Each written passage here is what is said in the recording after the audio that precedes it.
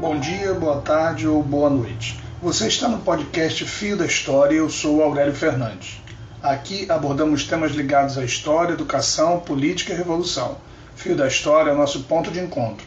A intenção é que seja um espaço onde socializamos reflexões impertinentes, além de curtirmos poemas revolucionários e dicas de livros. Nesse capítulo, vocês ouvirão minha intervenção na mesa de debate Fora Bolsonaro, no dia 7 de agosto, no Sindipetro, onde contribuí com algumas reflexões sobre a conjuntura e a atualidade da Revolução Brasileira. Espero que gostem.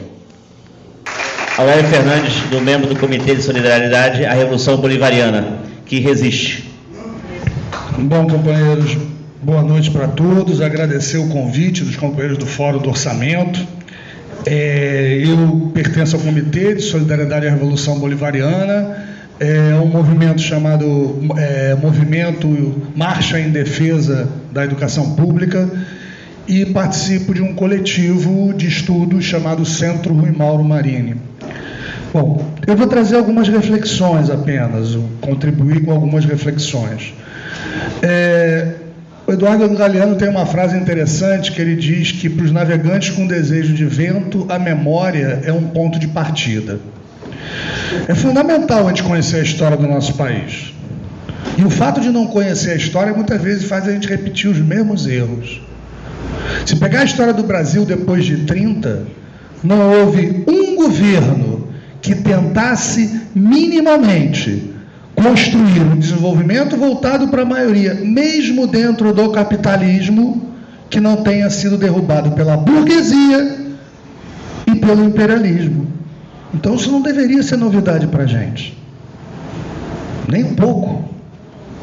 O capitalismo que a gente vive, o capitalismo dependente, ele se baseia na superexploração da classe trabalhadora. É assim que ele funciona. Com a miséria da classe trabalhadora. E para impedir a classe trabalhadora de se organizar, ele sempre se utiliza do fascismo. Isso não é só no Brasil, é na América Latina. As milícias não surgiram para ganhar dinheiro, as milícias surgiram com o objetivo de impedir que esse ódio de classe se transforme em instrumento de luta, trazendo medo, a insegurança para os setores que poderiam estar radicalizando. Porque são os setores mais atingidos, trabalhadores explorados, mais explorados. Então, isso não é novidade nenhuma. Na década de 60, uma ilhazinha lá no Caribe fez uma revolução que, num primeiro momento, não falava em socialismo. Falava em desenvolvimento, habitação, saúde. E quando tentou implementar isso, descobriu na prática que não tinha outra alternativa que não fosse superar o capitalismo. Só que a gente, em pleno século XXI, em plena crise do capital, desde a década de 70, um capital de uma crise sistêmica, a gente acredita que a gente vai desenvolver o Brasil com mais capitalismo. Que a gente vai desenvolver o Brasil estimulando as global players pelo BNDES, criando uma burguesia nacional, porque nós não temos burguesia nacional, e quem sabe essa burguesia nacional que nós vamos criar vai nos bancar nas próximas eleições. Né? E a gente vai eleger mais deputados, e a gente vai ocupando os espaços, né, da sociedade civil, e depois a gente vai tomar o Estado, vai ser fácil. E aí a gente pensa nessa porra de socialismo. Esse é o grande problema da esquerda brasileira. Nós fomos derrotados, não foi agora não, nós fomos derrotados na redemocratização. Quando toda a esquerda brasileira caiu na esparrela do azinismo eleitoral. O que é o azinismo eleitoral? Quando você quer fazer um asno andar, você coloca uma cenoura lá na frente e o asno vai andando atrás. É assim que a nossa esquerda faz com a eleição, só pensa na porra da eleição. E não teve um partido na redemocratização que não tenha caído nessa lógica do cretinismo, do azinismo eleitoral. E com essa lógica de construir o capitalismo, Vamos construir. Não, o PCB era etapista, mas reproduzia a mesma política, a mesma ilusão. Deu no que deu, gente. O Lula foi preso. Foi preso. A esquerda se arrebentou. Todos os partidos se degeneraram. Todos os partidos construídos no período de redemocratização sofreram um processo de degeneração política. Não é à toa que o PCB vira PPS e aí surge o PCB como alternativa. Não é à toa que o PT se degenera e vai dar origem ao PSOL. Não é à toa que o PDT não deu origem a porra nenhuma, porque era um partido que tinha um asimismo eleitoral mais radicalizado. E aí? A gente vai continuar com o discurso, né, que nós vamos resolver todos os nossos problemas elegendo qualquer um em 2022? A gente vai continuar com a ilusão de classe, que nós vamos eleger o Lula, ou o Ciro, ou o Marcelo Freixo, ou quem quer que seja, e com isso nós vamos estar no poder? Não vai estar no poder, vai estar no governo. O poder não está na mão do governo. Tem que ter uma ruptura política, tem que ter uma pequena coisinha chamada revolução, e ela tem que ser construída. E o que constrói a revolução é a mobilização. O que constrói a revolução é a luta em torno de questões concretas. O resto é consequência. Eu tenho uma postura crítica em relação a determinadas palavras de ordem, como o Fora Bolsonaro. Eu acho que o Fora Bolsonaro é uma consequência que pode surgir se ela vier da classe, não é da vanguarda. Porque está arriscado a gente começar como vanguarda esse discurso e de hoje para amanhã, de repente, a gente está do lado do Mourão dizendo fora Bolsonaro. Porque fora Bolsonaro é um mero cão de guarda, e eles têm um monte, já foi dito aqui. Não estou dizendo que essa é uma palavra de ordem que vai destruir tudo, não estou sendo... É uma iniciativa, que bom, está tendo uma iniciativa, mas vamos refletir sobre ela. O fundamental é que a gente lute pela derrota do projeto da burguesia hoje. E o projeto da burguesia é acabar com a classe trabalhadora. Eles decretaram uma guerra de classe. Hoje não tem como eles manterem o nível de lucro deles, e essa é a questão, sem nos arrebentar, sem acabar com nossos direitos, sem diminuir o nosso salário, mais do que eles já diminuem. E, não tem, e essa situação é muito pior do que nos países capitalistas centrais, porque eles não têm a concentração de renda que a gente tem aqui. Então, se a gente não tomar cuidado, o que pode acontecer é um mero levante, uma população com ódio, que não vai ser de classe, é um ódio, um mero ódio. Vamos quebrar essa porra toda. E aí, companheiros, vamos refletir sobre uma coisa. Alguns meses atrás, o Mourão deu um depoimento que eu achei preocupante, mas já esperava. Ele falou sobre que a possibilidade de aproximações sucessivas para um golpe. Para um golpe. Então a pessoa fica pensando que 2022 vai eleger alguém, de repente não tem nem eleição. Fica vendendo a ideia que vai fazer o impeachment. Impeachment onde? Aquele covil de filhos da puta que tem em Brasília, cacete. Que ontem votaram a porra da reforma, a gente acorda de manhã e... Caralho, passou. E a porra do sindicalismo, pelego, marcando uma porra de uma greve geral pro dia 13, depois dessa merda. Tem que dizer, cara, o nosso sindicalismo tá vacilando. Não, alguns dizem que é, greve geral da educação, aí vem a desvirtuação, porque aí o cara defende a greve, não vai ter greve geral, mas tem o controle da educação, aí diz que é greve da geral, né? Porque aí vende o seu peixe, aí ganha mais militante, ninguém está preocupado em construir a porra da revolução, porra. Está vendo o seu próprio rabo, querendo construir a sua corrente, querendo construir o seu partido. Isso surge a partir da luta. A partir da luta. Não estou trazendo solução, não tenho. Estou trazendo reflexão, a gente parar, a gente pensar. Há necessidade de juntar todos aqueles que têm claro que essa porra se degenerou, a nova república acabou. Aquela saída que nós ingenuamente, a minha geração acreditou que estava entrando na democracia, acabou, se esgotou. A direita sabe disso.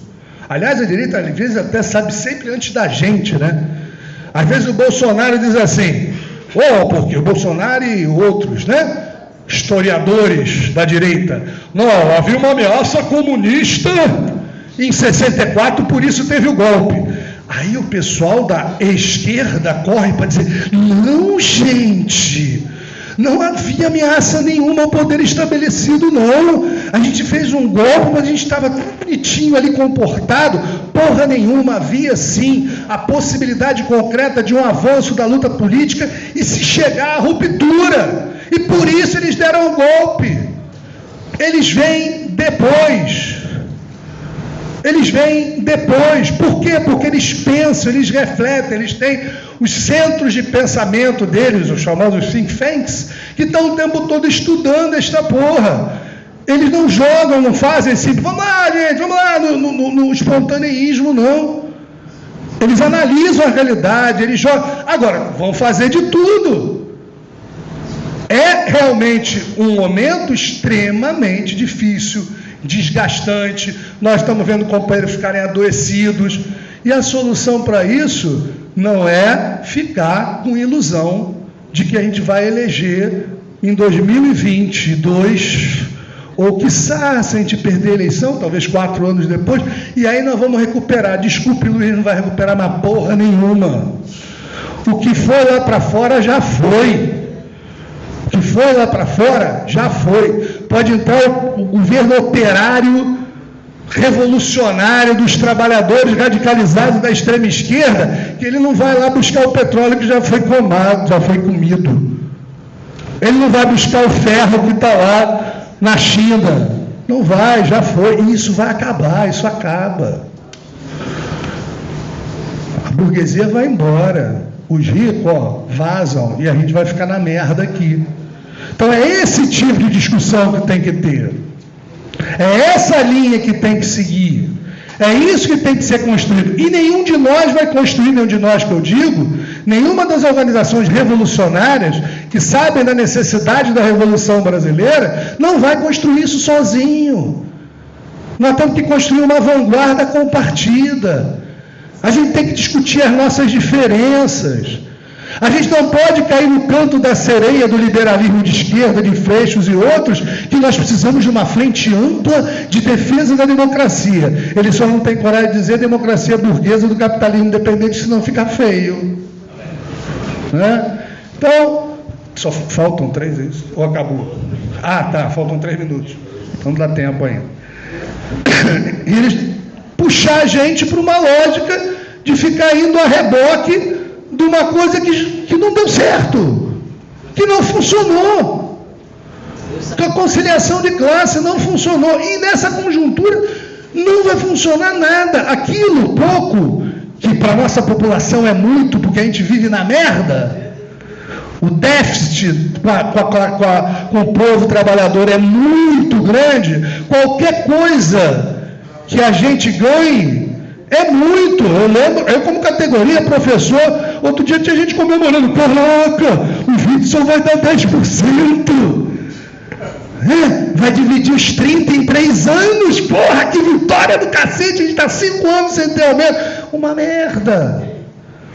Mas você vai dizer o que pro cara? Não, é melhor não ter porra nenhuma.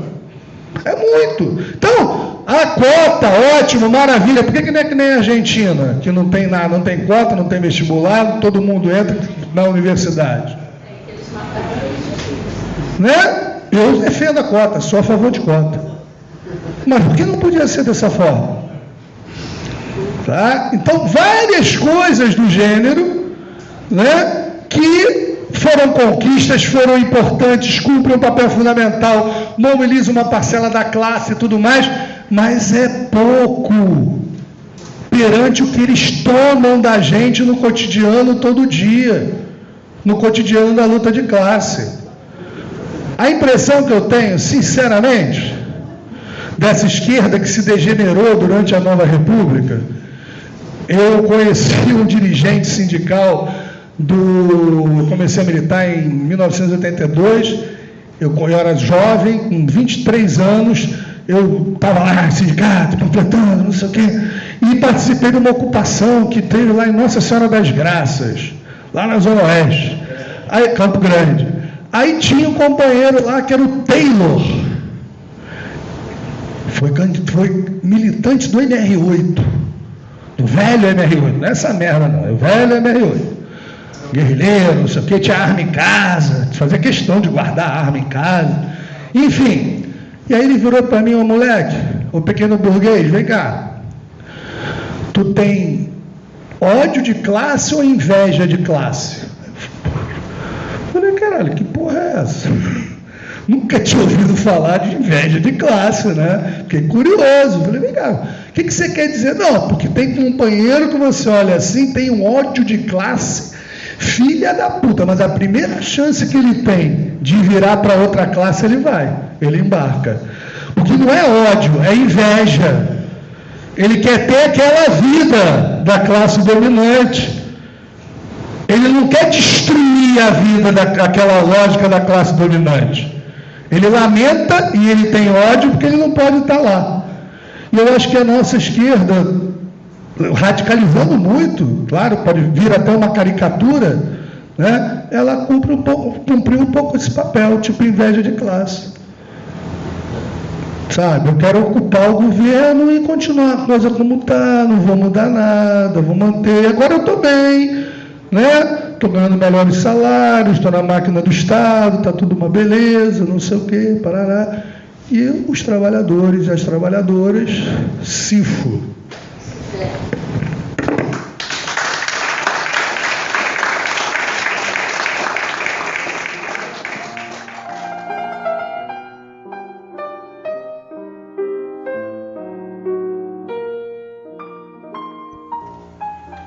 É isso aí, encerramos mais um episódio, espero que tenha gostado.